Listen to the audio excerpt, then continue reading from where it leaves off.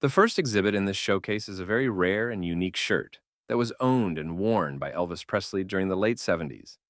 The shirt features Elvis's signature high collar and elastic gathering at the forearms and wrists. The story detailing the exhibit's origin explains that the shirt was one of many taken whilst holidaying in Hawaii with about 30 friends in March 1977. During the holiday, Elvis developed a problem with his eye and left suddenly without packing all of the clothing and personal items he had brought. A few days later, Ed Parker, a longtime friend of Elvis's who lived in Hawaii, collected various items of clothing from a rented house in Kailua, including various tracksuits, beachwear, and dress shirts, and stored them for safekeeping. The items were to be returned to Elvis at a later date, however, never were, as Elvis sadly passed away in August 1977.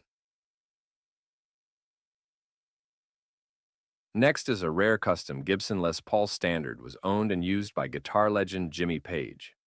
Kindly donated by Jimmy Page himself, the guitar is significant as it was one of several backup Les Pauls that Page took on the road during 1999 and 2000 while touring with the Black Crowes.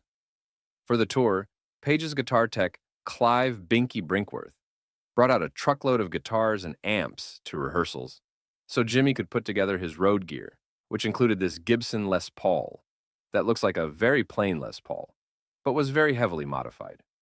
Ironically enough, the tour was abruptly called off by Page after only 11 of the planned 55 shows due to a dispute with Black Crowes guitarist Rich Robinson.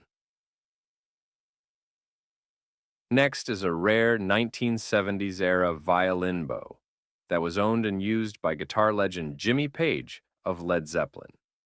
Kindly donated by Jimmy Page himself, the violin bow features numerous dents and scratches with several frayed hairs.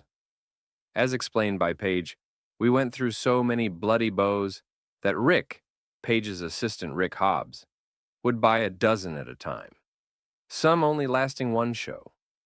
The bows Page used were later modified by mounting a quartz fiber optic cable at the bow's ends to emit lighting effects.